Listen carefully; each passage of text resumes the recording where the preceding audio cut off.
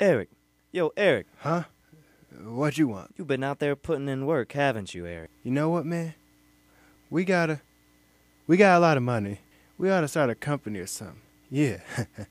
Eric, where is the money for my stuff, man? Hold on, man. Don't get your cornrows in it. I got it right here, see? 20, 40, 50, 100. Man, I'm short $300. Where's the rest of my money, Eric? Have you been getting high on your own supply? Dude, keep your shirt on. I ain't got your money. I took a bump. I'll give you the rest of your money later. You did what? You're high right now.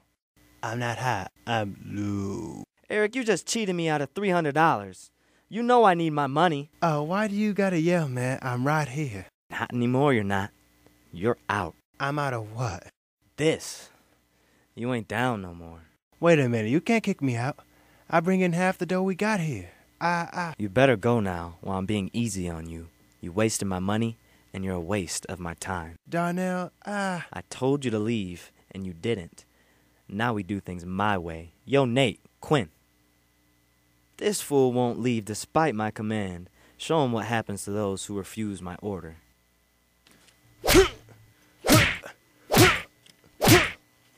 All right. Guys, break it up. That's enough. Oh, and Eric, you'd better get me my money.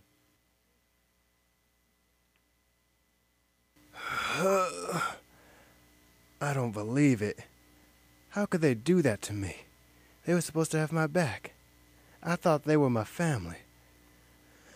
They were all I had. I don't have anyone else. Not my parents, my peers, or my teacher, or neighbors. I was supposed to be better than this.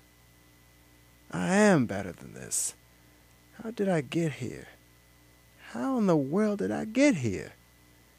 I could be doing something better than this. I could be somewhere else.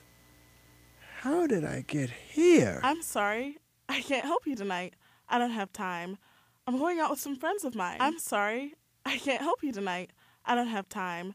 I'm going out with some friends of mine. They'll have to live on food stamps I can't next. help you tonight. They'll have to live on food stamps I'm next. going out Check with out some Eric's friends of attire mine. today. I'm sorry. Is that shirt from I Baby can't They'll have to Gap? live on food I don't stamps Check have out time. Eric's attire today. They'll have to live on Is that food shirt stamps from next. Baby I'm Gap? sorry. I don't. They'll have to Check live out on Eric's food attire stamps today. next. I don't. Is They'll that have to shirt live from on Baby food Gap? stamps Tell next. me to I check out don't. Eric's attire today. I don't. You must be out of your Baby They'll Gap. live on Tell food me to stamps check out next. Eric's attire today. Don't. You must be out of your Baby Gap. Don't. Tell me to check out Eric's attire today. Don't. You must be out of your Baby Gap. Don't. I'm You're Check sorry. out Eric's I attire can't today. help you tonight. Baby Gap. I'm going out with some friends of mine. This is the conclusion of our story. Eric represents many who have been neglected by the village, and due to that, he has made some poor decisions. This is not to say that children are not responsible for their choices and actions, but choices are often made due to our circumstances. Can we afford to lose any more children? The Bible says, "Train up a child in the way he should go. When he grows old, he will not depart." It doesn't say any specific person. It's a job for the entire village. Can we afford to leave all the raising to the parents or all the teaching to the teachers? No. If we do, more people will end as Eric did, abandoned by the village. And where precisely is the village, you might ask? I wanted to help, but with the economy as bad as it is, I As a was trying to deacon get of the money. church, I was focused on expanding our church more. I just turned 16. I'm My trying to job get a droid. requires me to teach English, not be involved in their personal lives. Does our story offer a happy ending? No. And neither do the lives of many Erics out there. Realistically, there are many people like Eric who have been neglected by their villages for one reason or another. I am Eric. I wanted to tell you about my day, but you were on the phone. I am Eric. I wanted to read a story with you, but the game was on. I am Eric. I wanted to tell you what I saw on TV, but you were too busy. I am Eric. I wanted to tell you what your boyfriend did to me, but you were too busy putting your makeup on. I am Eric. I wanted you to tell me about sex and waiting, but you said I was too young. I am Eric. I wanted to ask you about drugs, but you were hanging out with your friends. I am Eric. I wanted to tell you my side of the story, but you just assumed I was wrong. I am Eric. I wanted you to receive a gift, but you were too angry to receive it. I am Eric. I wanted to tell you I won the talent show, but you were too drunk and depressed to care. I am Eric. I wanted to tell you I love you, but you were too tired. You saw me hungry, yet you gave me no food. You saw me thirsty, yet you gave me no drink. You saw me a stranger, yet you did not take me in. You saw me naked, yet you did not clothe me. Inasmuch you done it to one of the least of these my brethren, you did it to me. And so we propose the question, Who is your Eric?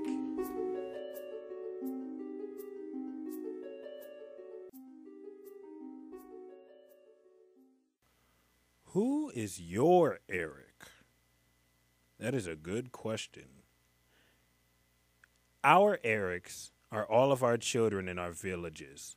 Our Erics are the ones that we see at school, the ones we see at church, the one we see in our homes, our communities, our neighborhoods.